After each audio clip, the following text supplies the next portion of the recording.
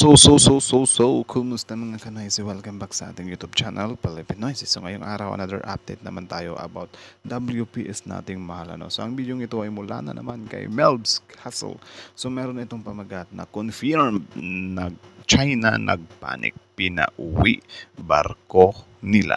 China na alarma, baka pag babaralin ng AFP kanila barko. So yun, ano kaya yung nito men? So tignan natin to, yan yung bibigyan natin ng reaction. So bago natin simulan, Melbs Castle, supportahan nyo yan.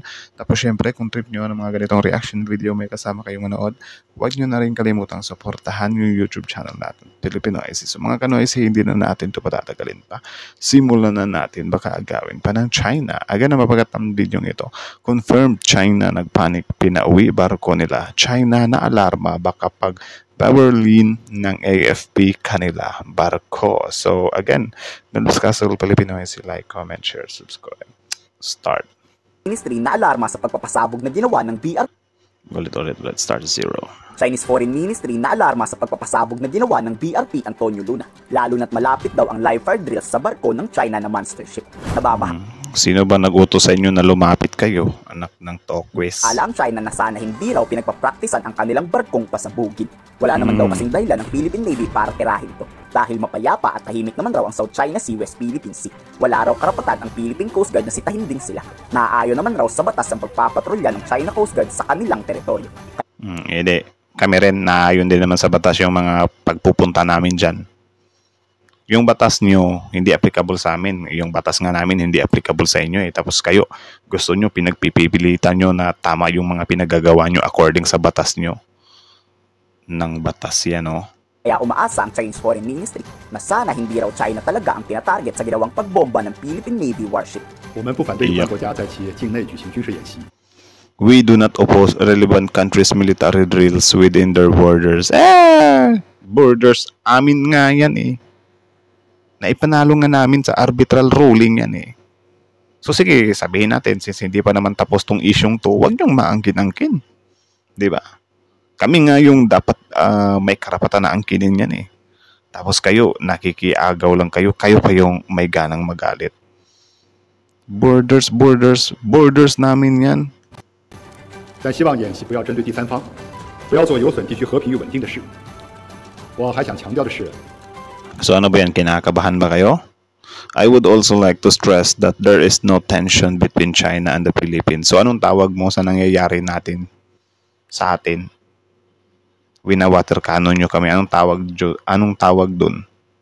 Shake hands. Yung nang babangga kayo, anong tawag nyo dun? Beso-beso. Grabe, walang tension. 中非之间不存在紧张关系。 Kayo nga yung nagpapaano ng tension. We hope relevant sides we not create tension. Napakareklamador nitong China Kayo nga illegal pa rin na nasa loob ng exclusive economic zone ng Pilipinas. Umaatras naman ng paunti-unti itong Chinese monster ship. Pero still nasa Philippine waters pa rin. Kung ipukumpara mo naman noong isang araw na mabagal ang pag-atras, ngayon bumilis ang pagtakbo ng barko ng China. Hindi pa malinaw kung umiiwas ang China sa tatlong Philippine Navy warship na nagla-live fire exercises. Pero posibleng ito ang dahilan ng pagtakbo ng China. Hindi naman isinasawa. Okay lang yan, men. Araw-arawin natin yan. Mag-live fire exercise tayo dyan. As long as nasa loob tayo ng Philippine waters. Exclusive economic zone natin. Bahala silang haharang-harang sila dyan. Total, may naman tayo dyan eh. May laban naman tayo dyan eh. Diba? Tatanungin sila, bakit kasi kayo pumupunta dyan sa exclusive economic zone ng Pilipinas? Tamaan tuloy kayo. Ang bahala ng Philippine Coast Guard na baka banggain pa rin sila ng China. Pero kung may lumubog man ng barko ang PCG dyan, nanindigan pa rin si US Ambassador Carlson ng suportang dadating mula sa US Armed Forces. Hindi raw haayang Amerikang manakaw ng China ang West Philippine Sea. I suspect that what you say is accurate, that the purpose of positioning these ships is to flex their muscle, maybe even do so ahead of... Flex lang naman talaga sila magaling eh. Kaya nga hindi natin talaga ang China makakount as sobrang lakas talaga nila kasi Typhoon missile nga lang ng Amerika, iniiyakan nila eh. our U.S. inauguration, but we're not going to cave to that. We're going to continue to work with our friends and partners, especially here in the Philippines. We're going to continue to amplify the Philippines message. We're going to continue to uphold international law, and the U.S. military will continue to fly, sail, and operate anywhere that international law allows, and we will push back on any attempts to circumvent international law through bullying practices or what your military has called ICAD. I guess I always forget it's illegal, coercive, aggressive, and deceptive. So these Grabe, illegal, deceptive, coercive. Sobrang bigat nun. Or what some people call gray zone tactics. We will not let them prevail. We'll continue to expose them. Now, Ano kayang plano ng China? Hindi sila ng bangga ngayon. Hindi rin sila nag-water cannon. May dahilan to. O baka naman nakatutok tayo sa Bao de Masinloc sa monster ship tapos nagtatambak na pa yan sa ibang parte ng West Philippine Sea. Di yan. Yan dapat yung pagbantayan ng natin. Sa tingin niyo, ikomento sa baba ang salog. So, yun lang naman mga kanoisis. So, kayo, anong masasabi nyo dyan? Comment down below. Tapos yun, pag-usapan natin yan sa comment section. So, again, Melb's Castle, supportahan nyo yan. Original video link in the description box below. Tapos, syempre, bago nyo iwan yung YouTube channel natin, Pilipinoisis, don't forget to like, comment, share, subscribe. So, malinaw pa sa klaro. Buti nga yun, men. Buti nga yun na live fire exercise tayo dyan para yung China niyan. Medyo maano sila ba na, my goodness, tabi muna tayo kasi yung Pilipinas, nagla-live fire exercise sila eh. Kasi, talaga men, tayo talaga yung may mas pinakakarapatan dyan. Sila, kung mag-live fire exercise sila dyan sa teritoryo natin, sa Philippine waters, magmumukhang masama sila dyan eh. Like, need talaga natin silang aksyonan dyan. Pero tayo, hindi nila tayo pwedeng aksyonan kasi sa atin nga yung teritoryo niyan, nasa loob nga sila ng Philippine waters. Hindi naman tayo hindi naman natin pinapalagpas sa borders natin yung pagla-live fire natin eh. It's just yung China lang talaga, naghahalusinate lang talaga sila na parang nag-i-illusion lang talaga sila na yung may-ari sa West Philippine Sea nating mahal. So sana araw-arawin natin yan men, pero yun nga medyo lugi tayo sa bala niyan. Pero at least, di ba, makapag-exercise din tayo, masubok din natin yung mga pandigma natin. No?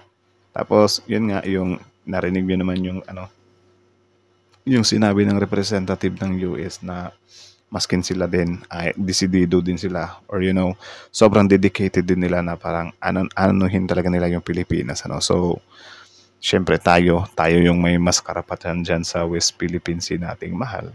Gawin natin kung ano yung gusto natin. Bala sila, mag-iiyak sila. Nakita nyo si Zero.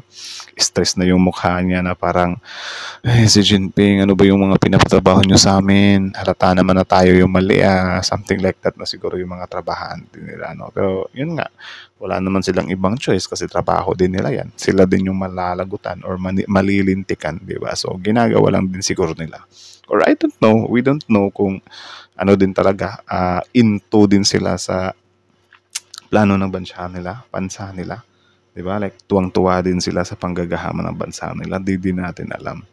Pero yun nga, sana matapos na tong yung mga kabulastugan ng China sa territory natin. Sana matapos na yan, men, kasi grabe. Hindi na talaga sila makatarungan eh.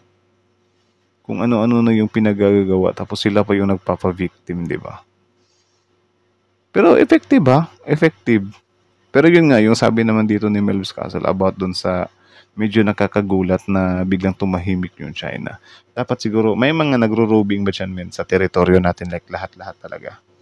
Kasi baka may iba nang tinatrabaho yung China eh. Baka naisahan na nila tayo nang wala tayong kaalam-alam, di ba? So sana din yan, pagpukusan din yan ng mabuti ng ating gobyerno. Kasi mahirap na. Alam nyo naman yung China, puro bukod sa panggagahaman, yung tipong sila men, yung tipong nagnanakaw na nga sila ng territory, hindi pa nila iniingatan. Ganun sila. Kita nyo naman sobrang daming dead corals doon sa Sangparti ba yun? Diba? Ganyan sila, like more, I think nakapokus lang talaga sila sa kikitain. Diba? Wala silang paki kung baka masira yung territory niyan, yung likas na yaman ng lugar na yan. Wala silang paki doon. Ang sa kanila lang kikita sila. Nakakainis, 'di ba? Tayo iniingatan natin ng husto tapos sila inaabuso lang nila. So, yun lang naman. So, kayo na masasabi nyo dito. Comment down below. Tapos yun, pag-usapan natin yan sa comment section. So, again, Malbs Castle, Filipino. So, like, comment, share, subscribe. Filipino ICs.